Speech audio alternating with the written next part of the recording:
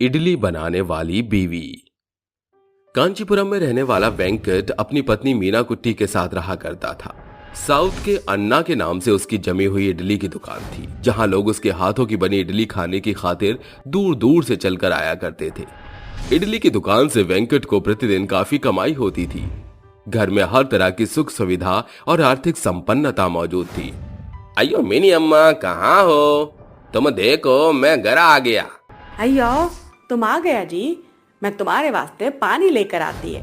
दोनों खाने की टेबल पर बैठे हुए खाते हैं, जहां मीना कहती है, वेंकट, तुम कहा क्यों नहीं रहे? अयो, दिन भर इडली बना बना के उसकी महक से ही पेट भर जाता है। उसी वास्ते ज्यादा भूख नहीं मेरे को। तुमको अपने हाथ का इडली भाता नहीं, और इडली खाने के शौकीन जाने कहाँ से उठकर तुम्हारे हाथ का बना इडली खाने का वास्ते इधर आता। वेंकट अपनी लाजवाब इडली के चलते उस क्षेत्र में छा जाता है, जिसे अब उसे और भी ज्यादा ताबड़तोड़ कमाई होने लगती है। मगर एक रोज उसकी खुशियों को नजर लग जाती है, जब सड़क से गुजर रहे वेंकट को एक गाड़ी बेरहमी से मारकर रवाना हो जाती है। आस पड़ोस के लोग उसे अस्पताल लाते हैं। ये खबर मीना कुट्टी के कानों तक पहुंचते ही वो अस्पताल भागती है। डॉक्टर साहब, मेरा पति वेंकट अय्यर। मैंने ही आपको उनकी सूचना दी थी।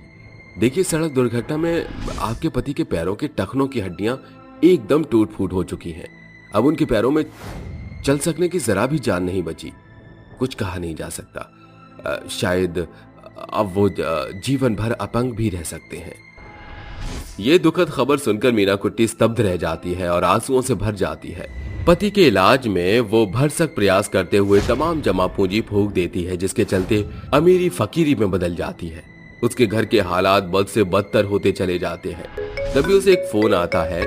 वो हैरानी के साथ भागती है। अन्ना, ये तुम क्या कह रहे हो? तेरा पति अपंग हो चुका है।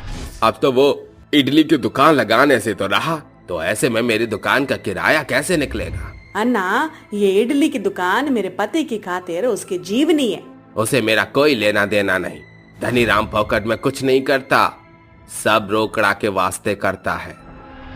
पैसों का लालची धनी राम दुकान में पड़े इडली के बर्तन इत्यादि को बाहर फेंकता है, जिन्हें लेकर मीना घर चली आती है। मेरे पति के सालों के जिस इज्जत को उस दुकानदार ने बीच सड़क पर नीलाम की थी, मैं मीना कुट्टी वेंकट अय्यर उसे फिर से बनाकर दम लूंगी। जहां एक और मीना कुट्टी के हौसले बुलंदियों के शिखर चढ़ने की तैयारी कर रहे थे, वहीं दूसरी ओर घर की आर्थिक स्थिति एकदम चरमरा चुकी थी। ऐसे में खाने के भी लाले पड़ चुके थे। घर से बेघर होकर वो एक गरीब बस्ती में रहने को विवश हो गए। शुक्र है जो मैंने पहले थी वेंकट से इडली की विधि सीख ली थी। अब मैं अपने पति के इडली की दुकान को फिर से जमा के दिखाऊंगी। वो अधिक मात्रा में चावल भिगोकर इडली के सभी बर्तन मांज धोकर इडली का घोल तैयार करती है। हाँ, 5 से 6 घंटों में इडली का घोल एकदम गाढ़ा हो जाएगा। बस मुझे सुबह तक का इंतजार करना होगा। वो तड़के भोर उठकर इडली सांभर तैयार करके उन्हें बड़े से हांडी में भरकर बेचने निकल पड़ती है। वेंकट, आज से तुम्हारी जगह मैं इडली बेचने का धंधा शुरू किया, ठीक है? अभी मैं इडली बेचने जा रही हूँ। वो कड़कती धूप में इडली से ठकम ठेल हांडी सिर पर लाद कर गाँव में घूमकर इडली बेचती है। इडली खा लो गरमा न गरम, नरमा नरम इडली खा लो। गांव के कुछ बच्चे इडली का नाम सुनकर उसके पास दौड़े चले आते हैं। हमको इडली खानी है, हमको इडली खानी है, जल्दी से इडली दे दो। मीना कुट्टी उनके डोंगे में इडली और सांभर भर देती है। बच्चे बड़ी खुशी से इडली के चटकारे लगाते हुए बोलते हैं, अरे वाह, तुम्हारी इडली तो एकदम रुई जितनी मुलायम है, हमको और इडली खाना है। सभी बच्चों को उसके बनाई इडली खूब भाते हैं। अब गांव के सभी बच्चे हर दिन इडली वाले के आने की राह ताकते थे, जिसे देख चिनप्पा नाम का एक युवक कहता है, अयो, ऐसा भी कौन सा जादू भरा है तुम्हारे बनाई इडलियों में? आज तो मुझे चक्कर देखना ही पड़ेगा। चिन्नप्पा जैसे ही मीना कुट्टी के हाथों की इडली बनाई खाता है, वो सुरमई अंदाज में कहता है, वाह, अयो, तुम्हारे इडलियों में तो जादू है। बनावट में इतना नरम और स्वाद में एकदम लाजवाब। अब मीना कुट्टी के इडलियों की अच्छी खासी बिक्री होती है, जिससे उसे अच्छी कमाई हो जाती है। वो घर लौटकर बिस्तर पर पड़े अपने पति से कहती है, वेंकट, तुम्हारी बीवी के बनाए इडली लोगों को खूब भा रहे हैं। देखो मेरी आज की कमाई कितनी ज्यादा हुई है। मीना कुट्टी उन पैसों से एक ठेला खरीद कर इडली बेचने लगती है। वो अपनी इडली का ठेला लेकर जिस भी गांव में पहुंचती, इडली खाने वालों की बड़ी भीड़ जमा हो जाती। कुछ ही पलों में इडली का भगोना एकदम सफा चट हो जाता है। इस ठेले से मेरी बनाई इडली की बिक्री में काफी इजाफा हुआ है।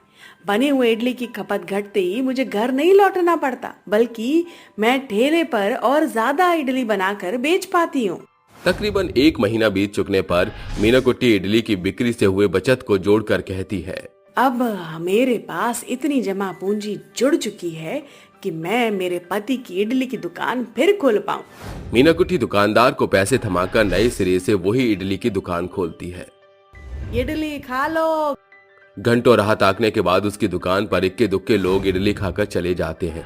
फिर वो कहती है, मैंने इस इडली की दुकान को दोबारा से खोलने में सारी जमा पूंजी झोंक दी है। मैं इतना आगे आकर पीछे मुड़ नहीं सकती। फिर नई दुकान को जमने में थोड़ा समय तो लगता है। धीरे धीरे उसकी इडली की दुकान चल पड़ती है। एक बार उसकी दुकान में तारक और गीतांजलि नाम के एक दंपत्ति आते। तारक, इन इडलियों का स्वाद तो एकदम वेंकट भाई की इडलियों के जैसा है। जी, मैं उसकी बीवी हूँ। आप दोनों का हाथ एकदम नापातोला है। इडलियों का स्वाद टस से मस नहीं हुआ और ये सांभर तो एकदम लाजवाब है। जी शुक्रिया। मीना कुट्टी की इडली की दुकान की बढ़ती कमाई से वो अपने पति का इलाज उच्च कोटि के अस्पताल में करती है, जहाँ वेंकट एकदम भला चंगा होकर अपने पैरों पर चल फिर पाता है। अयो मेरी अम्मा, मुझे फकर है तुम मेरी बीवी हो, जिसने मेरी इडली के काम को न सिर्फ सराहा बल्कि मेरे स्वाभिमान को अपना श्रृंगार बनाकर इडली की ही दुकान खोली। वेंकट इडली बनाने में अपनी बीवी का भरपूर साथ देने लगा, जिससे कमाई बढ़ती गई और दोनों की खटनी आधे तौर पर बढ़ गई और उनकी इडली की दुकान पर चिनप्पा दस्तक देता है। अयो काका, तुमको मेरा इडली का दुकान किसने बताया? अरे जहाँ देखो बात तुम्हारी ही बनाई इडली का बखान है, और फिर उसे रोज तो तुम्हारे हाथों के बने इडली क्या खाएं लत पड़ गई। कल मेरे घर में शादी है, अतिथियों को इडली सांभर का भूत सवार है और तुमसे मजेदार मुलायम इडली यहाँ पर कोई बनाने से रहा। ये मेरे पति हैं। अरे भाई, तुम्हारा भाग्य बड़ा बलवान है। तुम्हारी बीवी क्या इडली बनाती है, जो खाता है इडली के स्वाद में ही खो जाता है। अगली भोर दोनों इडली के बर्तनों और सामान लेकर शादी में पहुंचते हैं, जहां वो मिलकर इडली सांभर इत्यादि तैयार करते हैं। कमाल हो गया भाई, इस इडली के लाजवाब स्वाद ने तो 5 सितारा होटल के खाने को भी मात दे दी। ये तारीफों के पुल बांधना है तो मेरी बीवी के लिए बांधिए, क्योंकि ये दमदार इडली उसी ने बनाया है।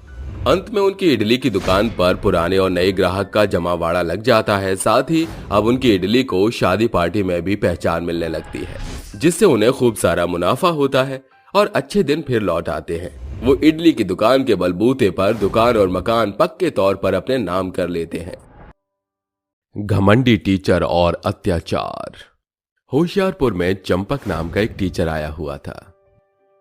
अरे भैया रामू, तुमको पता है एक स्कूल में चंपक नाम का टीचर आया हुआ है? हाँ भैया, मैंने भी ये बात सुनी है। मैं तो सोच रहा हूँ अपने रोहन को उस टीचर के पास से पढ़ा दूं। स्कूल में तो वो पढ़ाई करेगा ही करेगा, साथ ही घर में भी उसके पास ट्यूशन के लिए चला जाएगा। हाँ भैया रामू, तुम सही बोल रहे हो। मैं भी अपनी बेटी प्रिया को उस टीचर के पास ही भेज दूंगा। दोनों आपस में बात करके अपने अपने घर चले जाते हैं। अरे सुनीता, भगवान कहाँ हो, सुनती हो? हाँ हाँ बोलिए भीमा जी, मैं सब कुछ सुन रही हूँ। क्या बात है? मैंने सुना है चंपक नाम का एक टीचर आया हुआ है। उसने MBBS की डिग्री हासिल की है। अगर हमारी प्रिया उससे पढ़ेगी तो वो भी एक अच्छी छात्र बनेगी और अच्छी पढ़ाई करने के बाद वो भी हमारा नाम रोशन करेगी। लेकिन भीमा जी, हमारी बेटी एक लड़की है। क्या लड़की को स्कूल भेजना सही नहीं होगा? हाँ हाँ, क्यों नहीं। आखिर हमारी लड़की किसी लड़के से कम थोड़ी ना है। इतना कहकर भीमा खाना खाकर सो जाता है और अगली सुबह अपनी बेटी प्रिया का एडमिशन करवाने के लिए स्कूल में चला जाता है। थोड़ी देर बाद प्रिया का एडमिशन स्कूल में हो जाता है, जिसके बाद प्रिया अगले दिन से स्कूल जाने लगती है। बच्चों, तुम लोगों ने होमवर्क किया है या नहीं? जिसने होमवर्क नहीं किया वो खड़े हो जाएं। टीचर की बात सुनकर कुछ बच्चे खड़े हो जाते हैं कि तभी वहां पर प्रिया आती है और बोलती है, सर, क्या मैं अंदर आ सकती हूँ? कौन हो तुम और इस तरह अंदर आकर ये पूछ रही हो कि मैं अंदर आ सकती हूँ या नहीं? पहले तो तुम तमीज सीख लो कि क्लास के बाहर खड़े होकर अंदर के लिए पूछा जाता है। सॉरी सर, मैं आगे से ध्यान रखूंगी। ठीक है, अब अंदर आ जाओ, तुम्हारा शायद न्यू एडमिशन है। उसकी ये बात सुनकर प्रिया क्लासरूम में अंदर आ जाती है, जिसके बाद वो पढ़ाई करने लगती है। छुट्टी के बाद प्रिया अपने पिता का इंतजार करने लगती है, लेकिन उसके पिता वहां पर नहीं आते। प्रिया को अपने पिता का इंतजार करता हुआ देख रोहन बोलता है, अरे तुम तो न्यू लड़की हो ना, तुम यहाँ पर किसका इंतजार कर रही हो? वो दरअसल मेरे पिताजी ने कहा था कि तुम स्कूल के बाहर ही खड़े रहना, वो आकर मुझे ले जाएंगे, इसीलिए मैं इंतजार कर रही हूँ। अरे तुम मेरे साथ चलो, मैं तुम्हें घर तक छोड़ दूंगा। उन दोनों को बात करता हुआ चंपक देख लेता है, जिसके बाद वो अपनी मोटी सी छड़ी लेकर आता है और रोहन को मारता हुआ बोलता है, क्या तुझे पता नहीं कि छुट्टी के बाद किसी भी लड़की से बात नहीं करते? तो तू इस लड़की से बात कैसे कर सकता है? लेकिन सर जी, ये तो बस मेरी दोस्त बन गई है। तू मुझसे जबान लड़ाएगा? तेरी इतनी हिम्मत? रुक जा, मैं अभी तुझे सबक सिखाता हूँ। इतना कहकर चंपक मोटा वाला डंडा ढूंढने के लिए अंदर जाता है कि तभी वहां पर प्रिया के पिता आ जाते हैं और ये देखकर चंपक बाहर नहीं आता और खुद से बोलता है, इन बच्चों ने तो मेरी नाक में दम कर रखा है, मैं कल इनको बताऊंगा। प्रिया के पिता उन दोनों बच्चों को साथ लेकर चले जाते हैं और अगली सुबह एक बार फिर प्रिया क्लासरूम में बैठी होती है और वो अपने नोटबुक पर कवर चढ़ाना भूल जाती है कि तभी वहां पर चंपक आता है और उसकी नोटबुक पर कवर न देखकर उसको गुस्से में बोलता है, खड़ी हो जा, तेरी नोटबुक पर कवर क्यों नहीं है? सॉरी सर, पर मैं अभी इस कक्षा में नई छात्रा हूँ, तो मुझे कुछ पता नहीं है। मैं आज सब इन्फॉर्मेशन ले लूंगी और कल से सारे रूल फॉलो करूंगी। नहीं तो खड़ी हो जा, वरना मैं तुझे नहीं छोड़ूंगा। लेकिन सर। तू नहीं मानेगी ना? रुक जा, आज तेरी खैर नहीं। इतना कहकर चंपक उसको बहुत ही ज्यादा मारने लगता है। थोड़ी देर बाद जब चंपक देखता है कि प्रिया के हाथ पर निशान पड़ गए हैं, ये देखकर चंपक थोड़ा डर जाता है और प्रिया को डराता हुआ बोलता है, सुन प्रिया, अगर तुझसे कोई ये बोलता है कि तेरे हाथों पर ये निशान कहाँ और कैसे आए, तब तू ये बोलेगी कि तूने अपना होमवर्क नहीं किया था, जिस वजह से तुझे सजा मिली थी। अगर तूने मेरा नाम कहीं भी लिया कि मैंने तुझे इतनी बेरहमी से मारा है, तो फिर तेरी खैर नहीं, समझी तू? ठीक है, मैं ऐसा ही बोलूंगी, लेकिन सर आप मुझे मत मारिए। थोड़ी देर बाद छुट्टी हो जाती है, जिसके बाद प्रिया अपने घर चली जाती है। ऐसे ही अब दिन बीतने लगे और स्कूल में चंपक अपने बच्चों के ऊपर इस तरह अत्याचार करते रहता। उसको कहीं भी कोई भी दिक्कत या परेशानी होती तो वो अपना गुस्सा बच्चों पर उतार दिया करता। एक बार की बात है, चंपक अपने घर से स्कूल की तरफ आ रहा था। आज उसको स्कूल आने में देरी हो गई। वहीं दूसरी तरफ प्रिया और रोहन दोनों ही साथ में आ रहे थे। तभी रोहन और प्रिया देखते हैं उनका टीचर फोन पर किसी से बात करते हुए चिल्लाते हुए आ रहा है, हाँ, मैं तुझे तेरे सारे पैसे लौटा दूंगा, लेकिन तू मुझे ब्लैकमेल मत कर। अपने टीचर को इतना परेशान देखकर बच्चे अपने टीचर के पास जाने लगते हैं कि तभी एक कार आती है और चंपक को उड़ाकर चली जाती है। ये देख रोहन और प्रिया बहुत ही डर जाते हैं, लेकिन हिम्मत नहीं हारते और रोहन अपने टीचर के पास जाता है और उसका फोन उठाकर एम्बुलेंस को फोन करता है। थोड़ी देर के बाद एम्बुलेंस आ जाती है और दोनों बच्चे अपने टीचर को लेकर हॉस्पिटल चले जाते हैं। कुछ देर बाद जब उसके टीचर को होश आता है, अपने टीचर को होश में देखकर प्रिया बोलती है, सर आप इतनी चिंता में क्यों हो? नहीं बच्चों, मैं चिंता में नहीं हूँ। तुम्हें ऐसा क्यों लग रहा है कि मैं चिंता में हूँ? सर, हम लोगों ने ये देखा कि आप फोन पर चिल्ला रहे थे और तभी आपका एक्सीडेंट हो गया। चंपक को अब अपने किए पर पछतावा होने लगा और वो रोते हुए बोलता है, बच्चों, मैंने तुम लोगों के साथ कितना गलत किया, हो सके तो मुझे माफ कर दो। मैंने तुम्हारे साथ बहुत ही गलत किया है। मैं अपनी परेशानी का गुस्सा तुम सभी बच्चों पर उतारता था लेकिन आज के बाद मैं तुम पर कभी गुस्सा नहीं उतारूंगा। मैं तुमसे ये वादा करता हूँ ये सब आपस में बात कर ही रहे होते हैं कि तभी वहां पर डॉक्टर आ जाता है और उससे बोलता है, मैंने आपको और बच्चों को बात करते हुए सुन लिया। आपको अगर कोई परेशानी है तो आप बता सकते हैं, लेकिन इस तरह चिंता लेना आपकी सेहत के लिए खराब होगा। मैं और मेरी पत्नी घूमने के लिए शिमला गए हुए थे और वहां पर हम लोगों ने रूम रेंट पर लिया हुआ था। हमें नहीं पता था कि वहां पर कैमरे लगे हुए हैं, और जब हम लोग वापस अपने घर आए तब वहां से मुझे धमकी भरे फोन आने लगे। उन लोगों ने मुझे ब्लैकमेल करना शुरू कर दिया कि मेरी प्राइवेट पिक्चर्स वो सोशल मीडिया पर अपलोड कर देंगे। बस यही बात है जिसकी वजह से मैं चिंता में रहता हूँ। तुम ये सारी चीजें पुलिस को बता दो। इतना कहकर डॉक्टर पुलिस को फोन कर देता है, और थोड़ी देर बाद जब पुलिस आती है तो चंपक पुलिस को सारी बात बता देता है, और उसके बाद पुलिस उस ब्लैकमेलर को अरेस्ट कर लेती है। और कुछ दिनों बाद चंपक भी ठीक हो जाता है, और अब एक बार फिर वो अपने स्कूल में जाकर बच्चों को पढ़ाना शुरू कर देता है।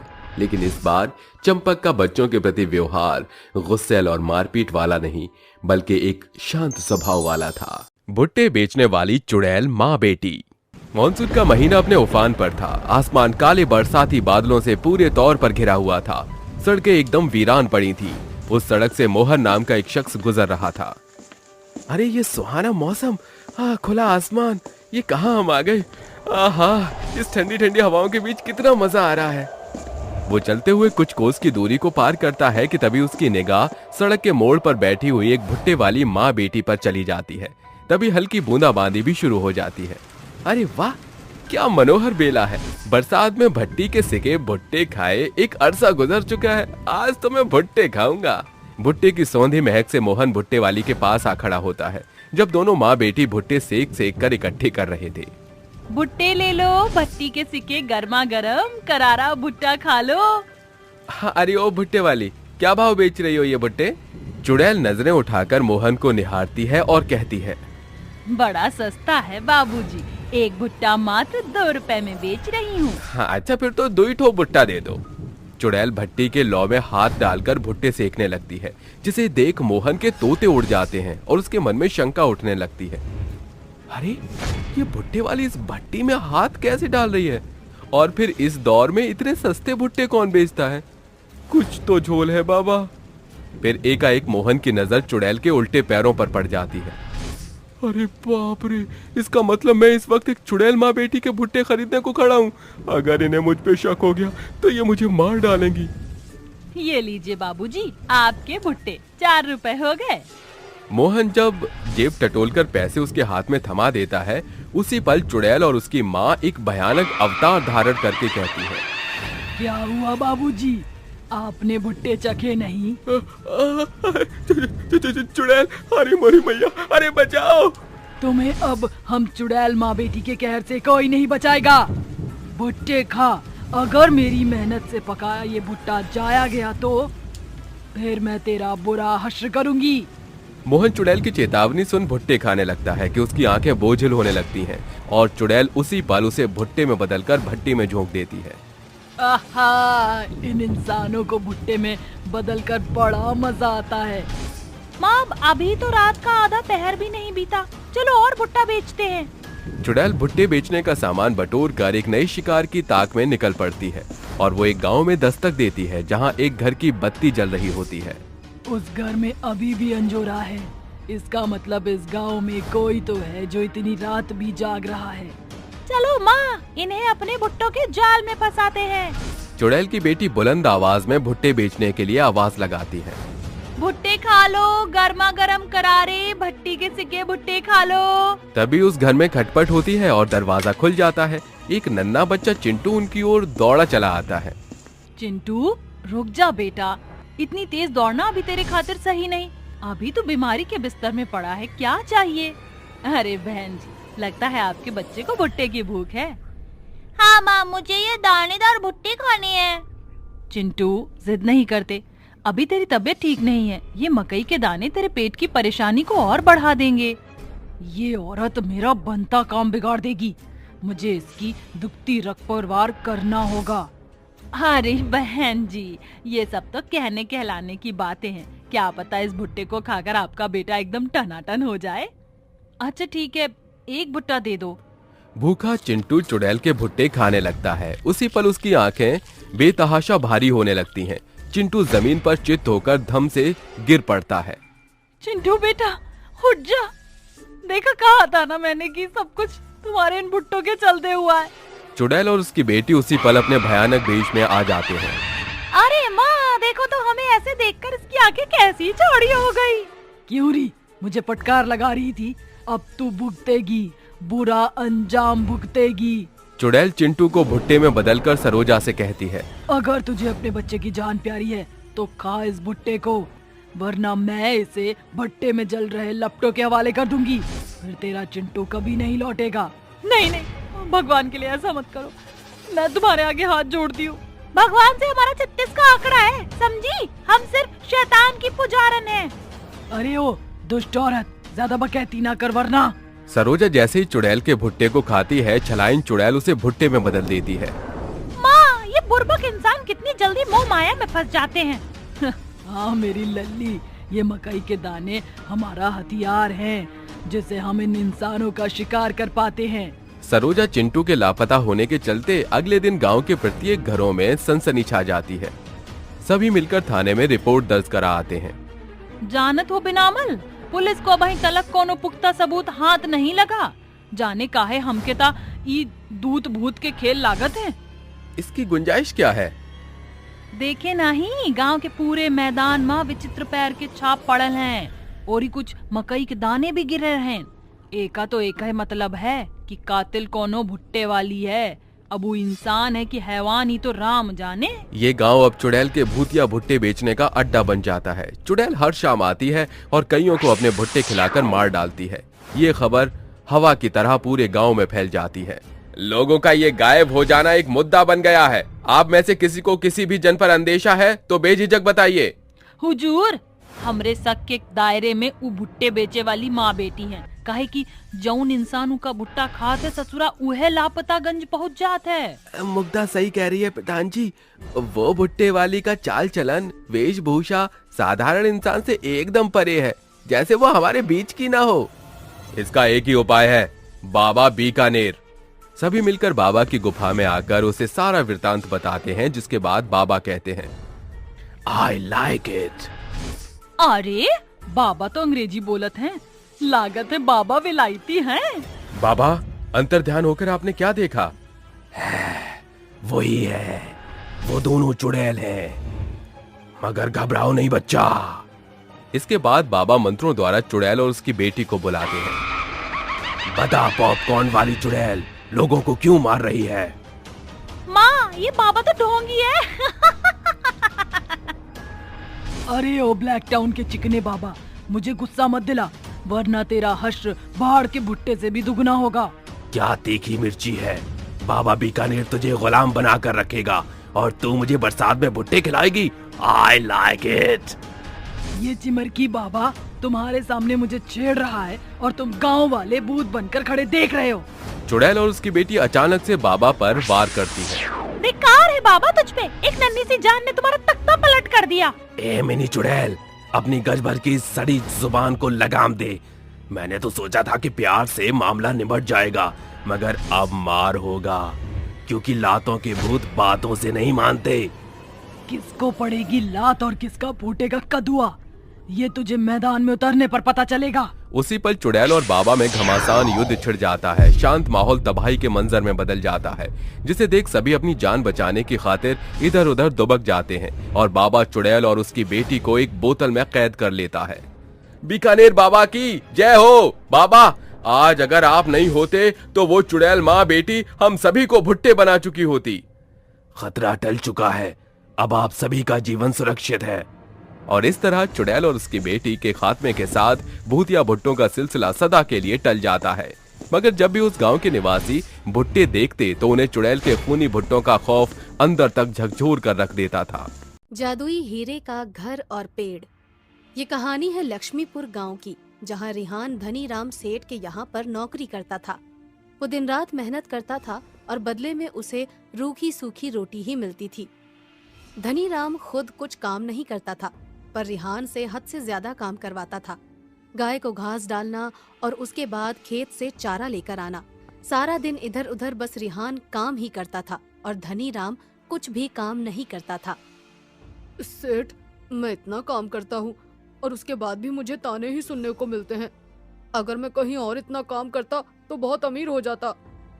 तेरी इतनी हिम्मत, मुझसे जुबान लड़ाता है। वैसे भी जितना काम तू करता है उसके बदले तो तुझे कोई एक रोटी भी ना दे। चल अब चुपचाप जाकर काम कर।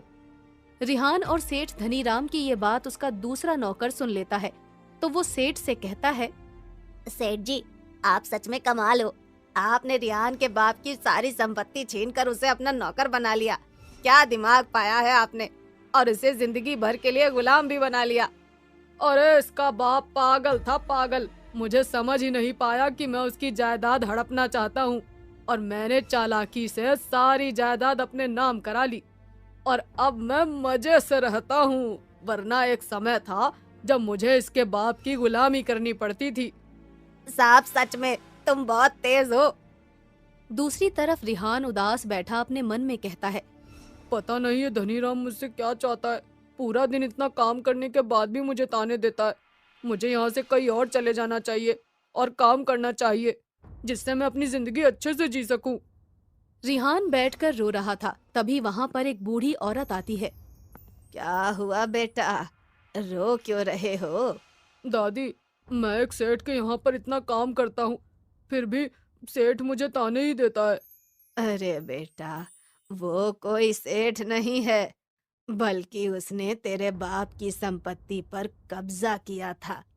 पहले तेरे पिता एक बहुत सच्चे और ईमानदार सेठ थे, लेकिन धनीराम उसका नौकर था जो बहुत तेज था। उसने बड़ी ही चालाकी से साहब को फंसा लिया और लोगों के कहने पर तुझे गोद ले लिया, क्योंकि साहब मर चुके थे। आप क्या बोल रही हैं दादी? इसका मतलब वो सारी संपत्ति मेरी है जिस पर सेठ अपना अधिकार जताता है? हाँ बेटा, उस पर तेरा ही अधिकार है। दादी, तो मुझे अपनी पूरी संपत्ति वापस लेनी है और साथ ही उस पाखंडी सेठ से बदला भी लेना है। अरे बेटा, सेठ इतनी आसानी से तुम्हें कुछ नहीं देगा। दादी, मैं सेठ से सब संपत्ति वापस ही लेकर रहूंगा। रिहान इतना कहकर वापस सेठ के पास चला जाता है और उनसे बोलता है, सेठ, ये संपत्ति मेरे पिता की है, मुझे वापस लौटा दो।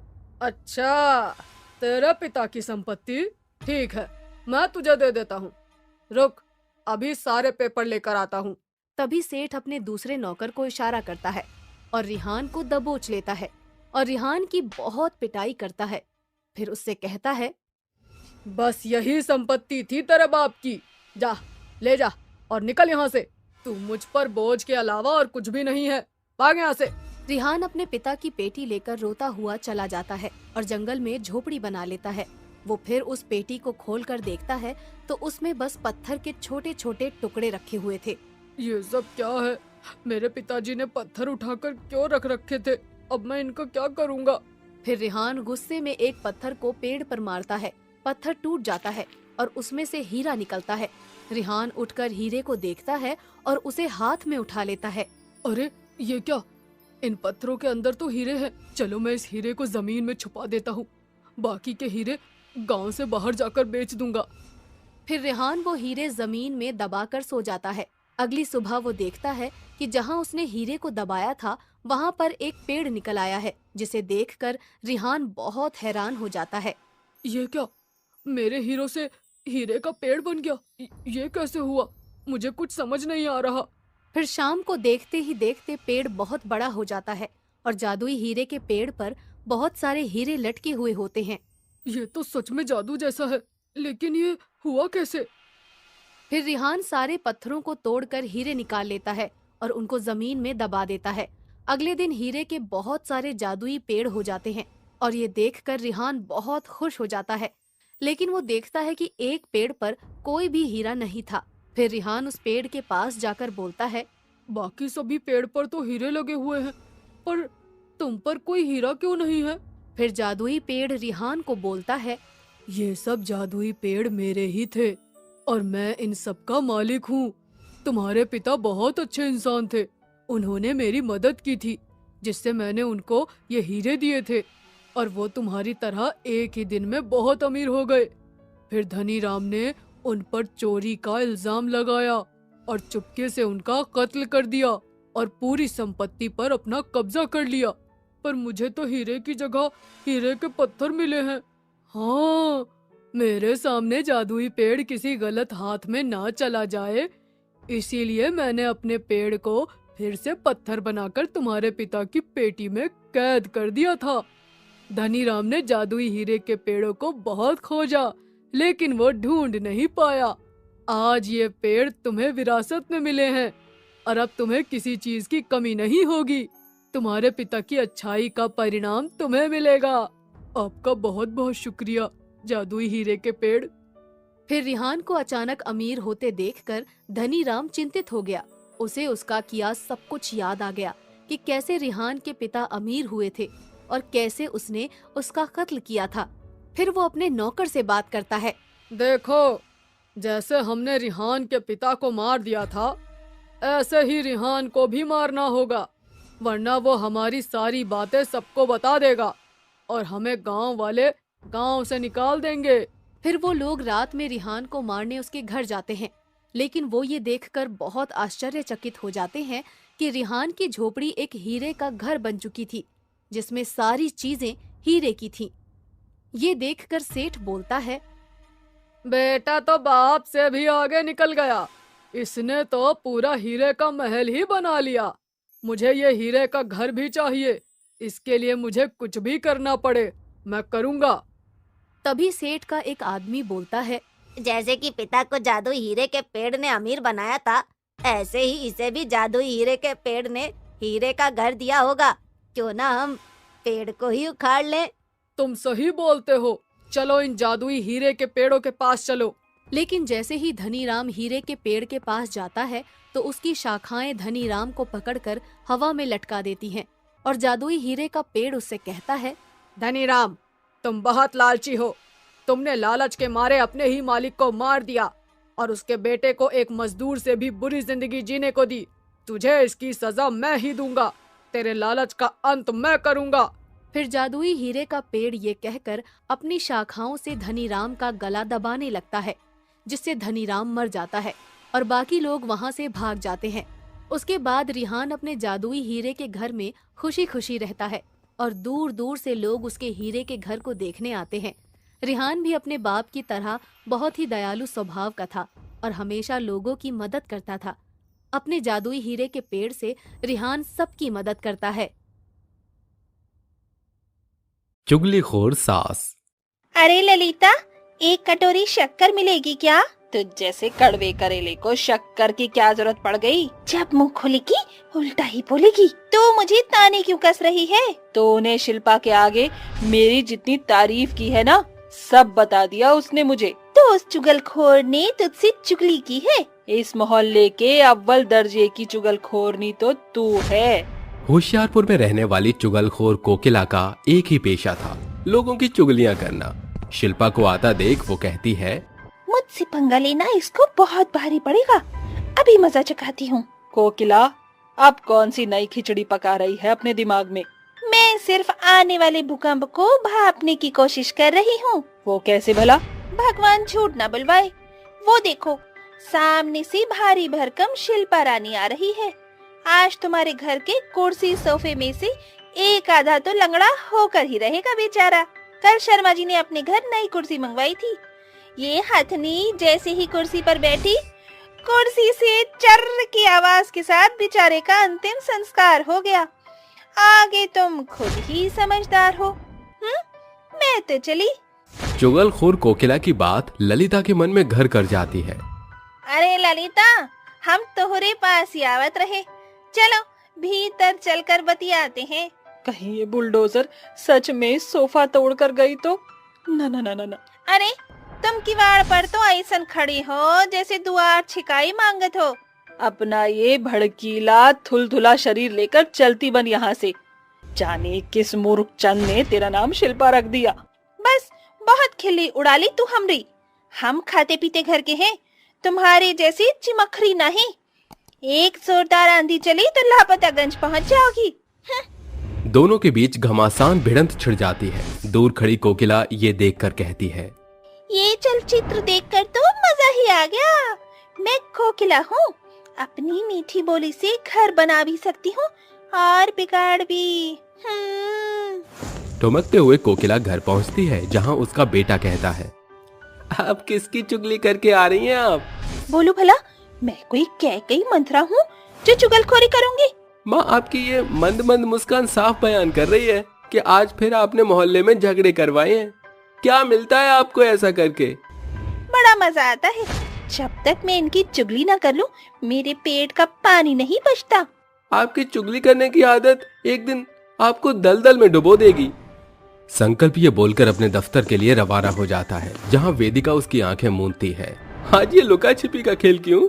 माँ से हमारे बारे में बात की? वेदिका वो मैं इस बार मैं तुम्हारी कोई सफाई नहीं सुनूंगी। माँ के अंदर एक बहुत बड़ी खामी है। बिना लोगों की चुगली किए उनका दिन शुरू ही नहीं होता। लेकिन हमारे बीच अच्छी अंडरस्टैंडिंग है, ये तो सोचो। पारिवारिक रजामंदी से दोनों की शादी हो जाती है और पहले दिन कोकिला कहती है, अरे बहू रानी, इतने सवेरे मटकते हुए कहाँ चल दी? माँ जी, मैंने सारा कामकाज निपटा दिया है, मैं दफ्तर चलती हूँ। उसके जाते ही कोकिला माथा पकड़कर धब से कुर्सी पर बैठ जाती है। तभी संकल्प कहता है, क्या बात है माँ, आप सिर पकड़कर क्यों बैठी हैं? अरे जिसकी नई नवेली बहू आते ही चाकरी करने निकल जाए, वो झूम बराबर का नाच तो नहीं दिखाएगा। देख बेटा, औरत जात को इतना छूट देना अच्छा नहीं है। माँ, आज के समय में औरतें मर्द से कंधा मिलाकर चलती हैं। संकल्प अपनी माँ की चुगलखोर की आदत से बखूबी वाकिफ था, इसलिए वो बात को टालकर चल देता है। बहू के आते तो मेरे बेटे के तेवर ही बदल गए। मैंने बहू के खिलाफ इतना फूट डाला, पर मेरे बेटे पर कोई असर ही नहीं पड़ा। वो पूरा दिन घर में अकेली ऊब कर कहती है, अब मेरे कदम इस चार दीवारी में और नहीं रुकेंगे। चलकर जरा मोहल्ले का हाल चाल लिया जाए। उसको आता देख मोहल्ले की सभी औरतें कहती हैं, अरे वो देखो, चुगलखोरनी कोकिला पधार रही है। आने दो, आज इस चुगलखोरनी से पुराना हिसाब चुकता करना है। क्या बात है, आज तो दो हंसों के जोड़े के साथ राधा रानी भी यही है। क्या बातें हो रही हैं? चारों तरफ तुम्हारे ही घर के चर्चे चल रहे हैं। वो क्या, यही कि तुम्हारे बेटे ने प्रेम विवाह रचाया है। शर्म नहीं आती तुम सबको? मेरे घर में ताका झाकी करते। कल तक जब तुम सभी के घरों में ताका झाकी करके चुगलियां करती थी, तब का क्या? अपने घर की बात आते ही कैसे तिलमिला उठी चुगलखोरनी। कोकिला मुंह सड़ाकर वहाँ से चलती बनती है। तभी उसका बेटा और बहू घर आते हैं। आते ही वेदिका घरेलू कामकाज में व्यस्त हो जाती है और सवेरे दफ्तर के लिए निकल जाती है। तकरीबन कई दिन ऐसे ही बीत जाते हैं। एक सुबह कोकिला कहती है, बेटा, मुझे लगता है कि तेरी बीवी मुझे पसंद नहीं करती, मुझे कामकाज भी नहीं करने देती। दुनिया जमाना तो यही बोलेगा कि मैं बहू पर अत्याचार करती हूँ। माँ, आपको तो खुश होना चाहिए। वैसे भी सास तो यही चाहती है ना कि उसकी बहू कामकाज की जिम्मेदारी बखूबी संभाले। रसोई घर में सब कुछ सुन रही वेदिका के सब्र का बांध टूट जाता है और वो कहती है, सासू माँ, आप साफ सीधी ये क्यों नहीं कहती कि आपको दिन भर की चुगली करने के लिए एक साथी की जरूरत है? देख बेटा, कितने बुरे लहजे से बात कर रही है बहू मुझसे। वेदिका सच ही तो कह रही है माँ। अब मेरा यहाँ कोई काम नहीं बेटा, तू मुझ बूढ़ी को वृद्धाश्रम छोड़ा। वेदिका अपने चुगलखोर सास के नाटक को भली भांति भांप चुकी थी, इसलिए वो बिना बहस को बढ़ाए चल देती है और कोकिला उदास होकर दिल बहलाने के लिए घर की चौखट को साफ करने लगती है। तभी औरतें आकर कहती हैं, अरे कोकिला, बहू के रहते ये सब तू क्यों कर रही है? वैसे आज तूने अपने चुगलखोर के पकवान भी नहीं परोसे। दिमाग की बत्ती फ्यूज तो नहीं हो गई? अरे काहे की बहू एक भी तिनका टस से मस नहीं करती।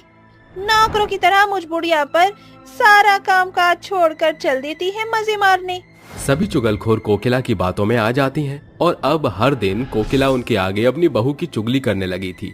एक शाम वेदिका कहती है, सासू माँ, जब घर में 2 नल पहले ही मौजूद हैं, तो आप पानी भरने कुएं पर क्यों जाती हैं? अब क्या क्या तू मेरे बाहर आने जाने पर भी रोक लगाएगी बहू रानी? कोकिला उनकी एक नहीं सुनती। एक शाम जब दोनों घर आते हैं तो कोकिला सोफे पर एकदम शांत बैठी होती है। क्या बात है माँ, आज तुमने मौन व्रत धारण कर रखा है? क्या बड़ी चुपचाप हो?